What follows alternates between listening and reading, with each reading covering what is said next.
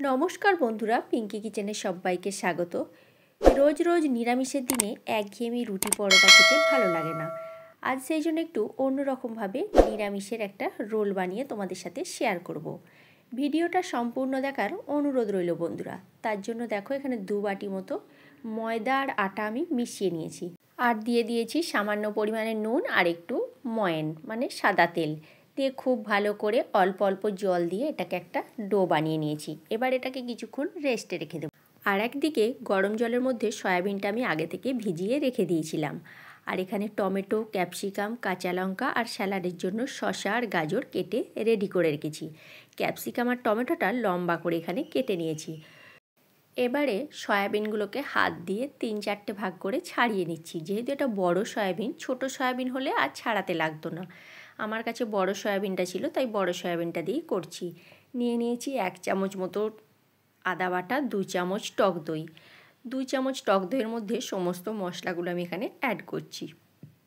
দিয়ে দিলাম 1/2 চামচ হলুদ গুঁড়ো, 1/2 চামচ লঙ্কার গুঁড়ো, 1/2 চামচ জিরের গুঁড়ো, 1/2 চামচ ধনের গুঁড়ো, দিয়ে দিলাম 1/2 চামচ সবজি মশলার গুঁড়ো, আর দিয়ে দিচ্ছি 4 ভাগের 1 ভাগ গরম মশলার গুঁড়ো। সমস্ত মশলাগুলো দিয়ে খুব ভালো করে এখানে মিশিয়ে নিচ্ছি। আর একদিকে গ্যাসের মধ্যে কড়াই বসিয়ে দিয়েছি। কড়াইয়ের মধ্যে দিয়ে দিয়েছি সামান্য পরিমাণে সরিষার তেল। তেল খুব ভালোভাবে গরম হয়ে গেছে। তেলের মধ্যে আমি সয়াবিনগুলো দিয়ে দিয়েছি। সয়াবিনগুলো দিয়ে 2 থেকে 3 মিনিটের জন্য নাড়াচাড়া করে ভেজে নিচ্ছি। সামান্য পরিমাণে একটু হলুদের গুঁড়ো দিয়ে দিলাম। হলুদের গুঁড়োটা দেওয়ার পর খুব ভালো করে একটু ভেজে নিতে হবে, যাতে করে সয়াবিনের কাঁচা গন্ধটা চলে যায়। দেখো সয়াবিনের রঙটা আস্তে আস্তে চেঞ্জ হয়ে গেছে। এবারে এই পর্যায়ে আমি সয়াবিনটাকে নামিয়ে নেব। এবারে ওই কড়াইয়ের মধ্যে আরও কিছুটা পরিমাণ আমি সরিষার তেল দিয়ে দিলাম। এবারে তেলের মধ্যে আমি দিয়ে দিচ্ছি 1 চামচ মতো আদা বাটা।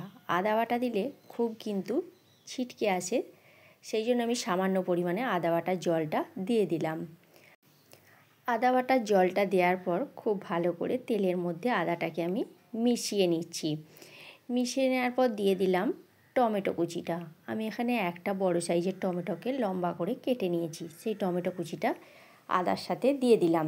তাহলে টমেটোটা ভালোভাবে সিদ্ধও হয়ে যাবে আর তাড়াতাড়ি গলেও যাবে। টমেটোটা দেখো দেওয়ার পরে দিয়ে দিচ্ছি মশলাটা। যে মশলাটা আমি মিশিয়ে রেখেছিলাম সেই মশলাটা আমি এখানে দিয়ে দিলাম। দিয়ে খুব ভালো করে এবার জলটার সাথে মিশিয়ে নিচ্ছি। আর বাটিতে সামান্য পরিমাণে একটু জল দিয়ে আমি ধুয়ে এর সাথে দিয়ে দিলাম। এবারে মশলা খুব ভালো করে কষিয়ে নিতে হবে। দিয়ে দিচ্ছি স্বাদ মতো নুন আর সামান্য পরিমাণ একটু চিনি, স্বাদের ব্যালেন্সটা যাতে ভালো হয়। এবারে খুব ভালো করে মশলাকে কষিয়ে নিতে হবে, যাতে করে মশলার গা থেকে তেল ছেড়ে বেরিয়ে যায়। এটা সম্পূর্ণ নিরামিষ করছি, তোমরা চাইলে পেঁয়াজ রসুন দিয়ে করতেই পারো, কিন্তু আমি এটা নিরামিষের দিনে করছি বলে নিরামিষ করছি। এবারে দিয়ে দিচ্ছি কাঁচা লঙ্কা কুচিটা। কাঁচা লঙ্কা কুচিটা দিয়ে আর ক্যাপসিকামটা দিয়ে খুব ভালো করে আবারও কষিয়ে নেব। মশলার কালারটা কত সুন্দর এসেছে দেখছো বন্ধুরা। আর ভালোভাবে কষানো হয়ে গেছে, মশলার গা থেকে তেল ছেড়ে বেরিয়েও গেছে। এবারে এই পর্যায়ে দিয়ে দিচ্ছি ভেজে রাখা সয়াবিন। সয়াবিন ক্যাপসিকাম দিয়ে খুব ভালো করে মশলার সাথে কষিয়ে নিতে হবে 4 থেকে 5 মিনিটের জন্য। গ্যাসের ফ্লেমটা একদম মিডিয়াম টু লোতে রেখে সয়াবিনটাকে এবার কষাতে হবে। ক্যাপসিকাম খুব একটা বেশি সময় লাগে না সিদ্ধ হতে, আর বেশি সিদ্ধ হয়ে গেলে ক্যাপসিকামের ক্রাঞ্চি ভাবটা চলে যায়। দেখো কষিয়ে নেওয়ার পর ওপর থেকে আমি দিয়ে দিলাম 1 চামচ মতো কসুরি মেথি। তোমরা চাইলে এখানে ধনেপাতা কুচিও দিতে পারো। কষানো হয়ে গেছে, গ্যাসের ফ্লেম অফ করে নামিয়ে নিলাম। এবারে ময়দার ডোটা আমি রেডি করে নেব, যেটা আমি রেস্টে রেখে দিয়েছিলাম।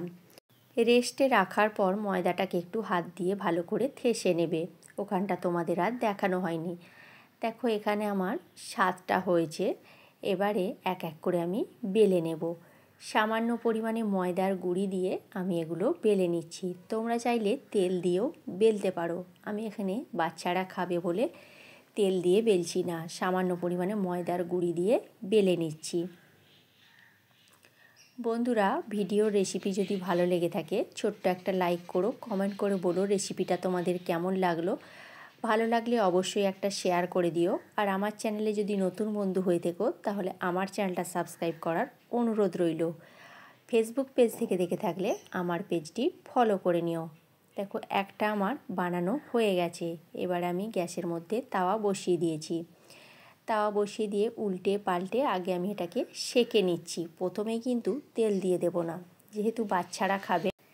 আর এখন আমরা স্বাস্থ্যের পক্ষে খুবই সচেতন, সেই জন্য তেলটা একটু অ্যাভয়েড করেই চলি।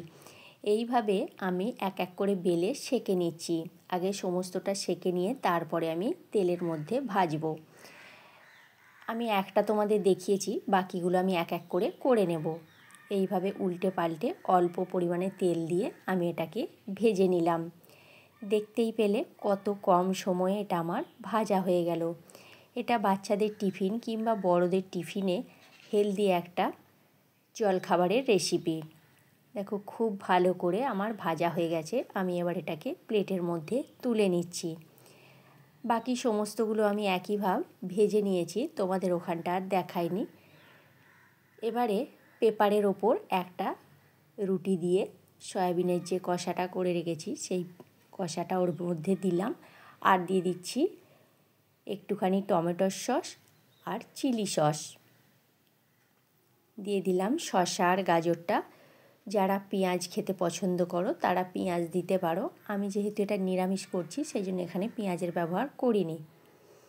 এবারে খুব ভালো করে রোল করে এটাকে মুড়ে নেব। দেখো কত সুন্দর এটা দেখতে হয়েছে, খেতে তো অসাধারণ হয়েছিল। বন্ধুরা, তোমরা একবার হলেও এই রেসিপিটা বাড়িতে ট্রাই করে দেখো। আশা করছি ভালোই লাগবে। বাচ্চাদের টিফিন কিংবা বড়দের টিফিন অসাধারণ একটা রেসিপি। আবারও একটা আমি তৈরি করে নিচ্ছি ঠিক একইভাবে। দেখো, এটাও সেই একইভাবে আমি এটাকে তৈরি করে মুড়ে নিলাম। তাহলে কেমন লাগলো তোমাদের এই সয়াবিন রোলের রেসিপিটা? অবশ্যই কিন্তু কমেন্ট করে কমেন্ট বক্সে জানিও তোমরা। আর রেসিপি ভালো লাগলে অবশ্যই একটা বন্ধুদের সাথে শেয়ার করে দিও। সমস্ত রোলগুলো আমার তৈরি হয়ে গেছে। আজকের মতো তাহলে এইখানেই, নেক্সট ভিডিওতে দেখা হচ্ছে।